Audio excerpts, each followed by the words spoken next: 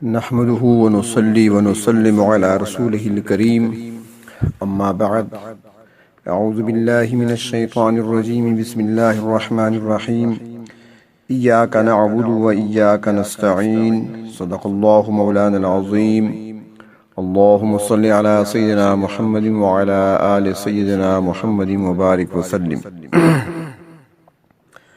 ہمارے سلسلے کا آج 7واں درس ہے۔ اللہ تبارک و تعالی فرماتے ہیں سورۃ الفاتحہ میں ایاک نعبد و ایاک نستعین، یعنی ہم تیری ہی عبادت کرتے ہیں اور تجھ ہی سے مدد مانگتے ہیں۔ ایاک تیری ہی، نعبد ہم عبادت کرتے ہیں، نستعین ہم مدد چاہتے ہیں۔ عربی زبان میں عبادت کا لفظ 3 معنوں میں استعمال ہوتا ہے۔ نمبر 1 پوجا اور پرستش، نمبر 2 اطاعت اور فرما برداری، نمبر 3 بندگی اور غلامی۔ اللہ تعالیٰ کی عبادت سے یہی تینوں چیزیں مقصود ہیں کہ ہم پوجا بھی اسی کی کرتے رہیں، فرما بردار بھی اسی کے رہیں اور غلام بھی اسی کے بن کر رہیں۔ عبادت کا حق صرف اللہ رب العزت کو ہے، کیونکہ وہ الہ ہے، اور اس بارے میں مفسرین حضرات فرماتے ہیں کہ اللہ تبارک و تعالی کی عبادت اس لیے ضروری ہے کہ وہ الہ یعنی معبود ہے، اور الوہیت کی بعض شرائط ہیں، یعنی الہ ہونے کی بعض شرائط ہیں جو صرف پروردگار عالم کی ذات میں پائی جاتی ہیں، لہٰذا عبادت بھی اس کی ضروری ہے۔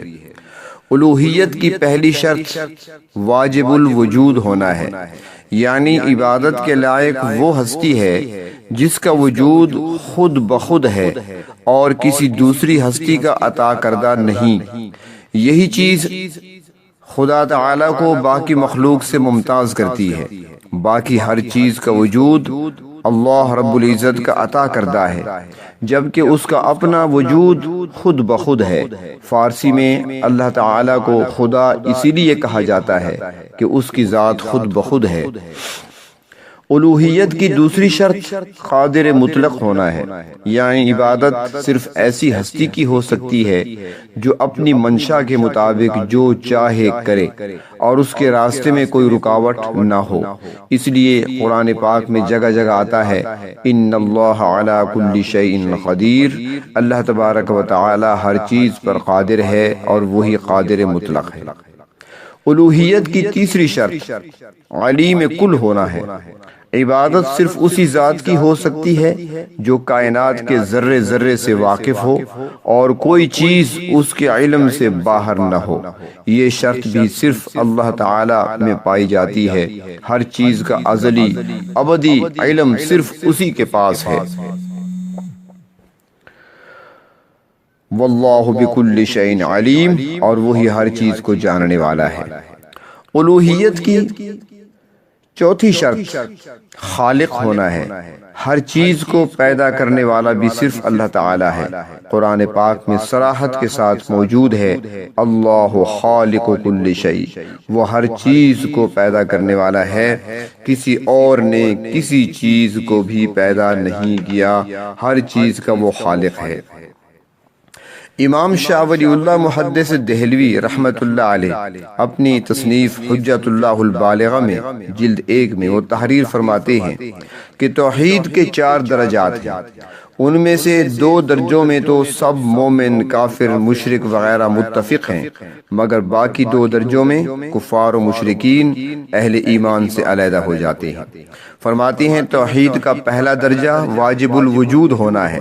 اس پر سب متفق ہیں کہ واجب الوجود صرف اللہ تعالیٰ کی ذات ہے، صرف اس کا وجود خود بخود ہے، باقی ہر مخلوق کا وجود عطائی ہے، اللہ رب العزت کا عطا کردہ ہے۔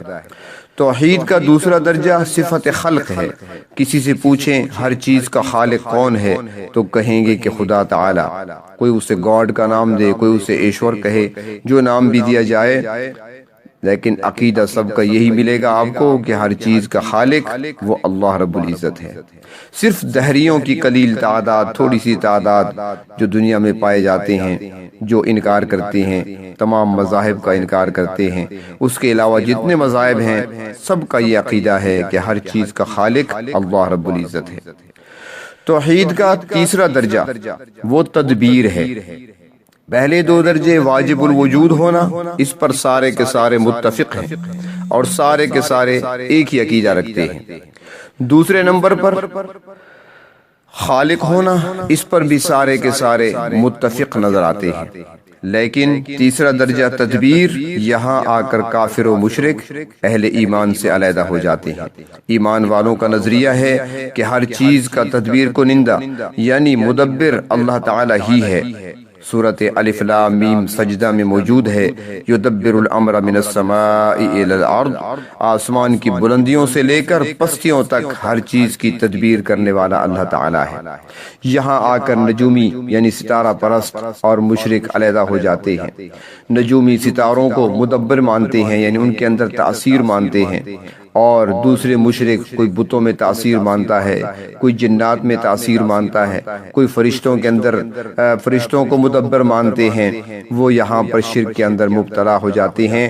لیکن اہل ایمان صرف اللہ تعالیٰ کی ذات کو ہی حقیقی مدبر مانتے ہیں۔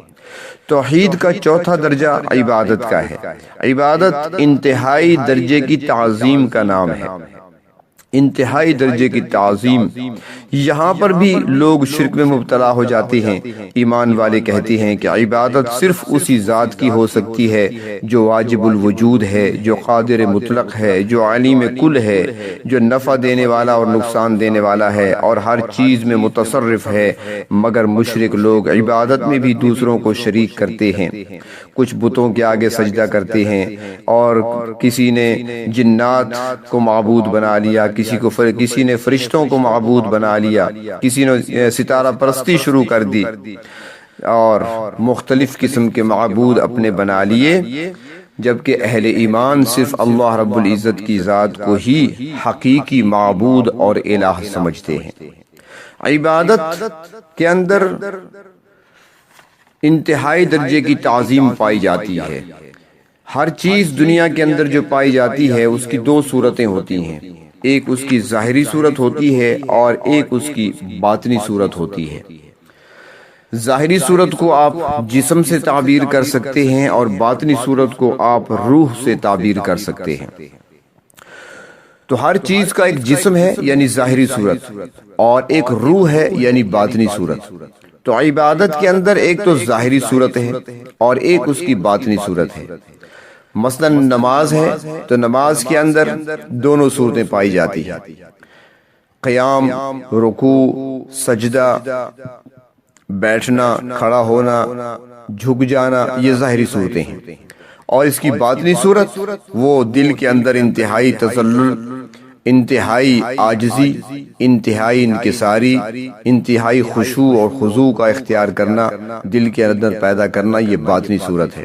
تو گویا نماز کا ایک جسم ہے اور ایک اس کی روح ہے۔ جسم ظاہری صورتیں ہیں یعنی قیام ہے، رکوع ہے، سجدہ ہے، اور اس کی جو روح ہے وہ دل کے اندر تذلل اختیار کرنا، رب تعالیٰ کے سامنے اپنے آپ کو محتاج سمجھنا، فقیر سمجھنا، اپنے دل کے اندر خشوع و خضوع کا پیدا کرنا، اپنے دل کے اندر عجز کا پیدا کرنا، یہ اس کی روح ہے۔ اور اگر روح باقی نہ ہو تو جسم بے فائدہ ہوتا ہے۔ تو اس لیے کہتے ہیں کہ بغیر خشوع خضوع کے نماز نہیں ہوتی، یعنی جب روح نہیں ہوگی تو جسم بے فائدہ ہوگا۔ حدیث شریف میں آتا ہے کہ کسی سفر کے دوران حضرت معاذ رضی اللہ تعالی عنہ حضور اکرم صلی اللہ علیہ وسلم کے ساتھ سواری پر پیچھے بیٹھے ہوئے تھے۔ راستے میں آپ نے حضرت معاذ سے پوچھا، اے معاذ، کیا تم جانتے ہو کہ اللہ کا بندوں پر حق کیا ہے؟ عرض کیا، حضور، اللہ اور اس کے رسول ہی بہتر جانتے ہیں۔ پھر آپ نے خود ہی ارشاد فرمایا کہ اللہ کا حق اپنی مخلوق پر ہے، اور وہ یہ ہے کہ ان یعبدوہ ولا یشرکوا بہ شیئا، کہ بندے صرف اسی کی عبادت کریں اور اس کے ساتھ کسی کو شریک نہ بنائیں۔ اللہ تعالیٰ کا یہ حق ہر انسان پر ہے، جو اس کی خلاف ورزی کرے گا اللہ تعالیٰ کے غضب کا نشانہ بنے گا۔ پھر حضور علیہ الصلوۃ والسلام نے فرمایا اے معاذ کیا تم جانتے ہو کہ بندوں کا حق اللہ تعالیٰ پر کیا ہے؟ انہوں نے پھر عرض کیا حضور اللہ اور اس کے رسول ہی بہتر جانتے ہیں صلی اللہ علیہ وسلم۔ تو آپ نے ارشاد فرمایا کہ جب بندے صرف خدا وحدہ لا شریک ہی کی عبادت کریں گے اور اس کے ساتھ کسی کو شریک نہیں بنائیں گے تو پھر بندوں کا اللہ پر یہ حق ہے اللہ یعذبہم کہ وہ ان کو عذاب نہیں کرے گا، ان کو عذاب نہیں دے گا بلکہ ان کو جنت میں داخل کر دے گا۔ تو ایاک نعبد اے ہمارے رب ہم تیری ہی عبادت کرتے ہیں، وایاک نستعین اور تجھ ہی سے مدد طلب کرتے ہیں۔ استعانت مدد طلب کرنا اس کی دو صورتیں ہوتی ہیں، ایک ہوتا ہے ایک اس کی ہے ظاہری صورت اور ایک اس کی ہے باطنی صورت۔ یعنی ظاہری صورت وہ یہ ہے کہ اسباب کے تحت مدد طلب کرنا، اور باطنی صورت وہ یہ ہے کہ ما فوق الاسباب مدد طلب کرنا، استعانت طلب کرنا۔ مثال کے طور پر ایک بندہ ڈاکٹر کے پاس جاتا ہے دوا لینے کے لیے، اپنا چیک اپ کرانے کے لیے مدد لے رہا ہے ڈاکٹر سے، یہ ظاہری صورت ہے۔ ایک آدمی کمزور ہے، اس سے کوئی چیز گر گئی، وہ دوسرے سے کہتا ہے یار یہ چیز مجھ سے گر گئی ذرا اٹھا کر دے دو، میرے ہاتھ سے قلم چھوٹ گیا ذرا اٹھا کر دے دو، مدد طلب کی ہے، یہ ظاہری صورت ہے، ما تحت الاسباب ہے۔ ایک ہوتا ہے باطنی صورت اس کی استعانت کی، یعنی سر میں درد ہے، اب ڈاکٹر کے پاس جانا مدد لینا اس سے دوائی کے ذریعے سے، تو یہ ایک ظاہری صورت تھی۔ اب وہ باطنی صورت اختیار کرتا ہے، اس کے سر میں درد ہے اور وہ درد کے لیے ظاہری اسباب اختیار نہیں کرتا، ظاہری صورت اختیار نہیں کرتا، بلکہ وہ وہیں سے پکارتا ہے یا شیخ عبد القادر جیلانی میری مدد فرما۔ اب اس کو لکھا ہے مفسرین حضرات نے اور فقہاء نے، علماء نے، کہ یہ شرک کے زمرے میں آتا ہے، کیونکہ اس نے ما فوق الاسباب مدد طلب کی ہے اور یہ مدد صرف اللہ رب العزت ہی سے طلب کی جا سکتی ہے۔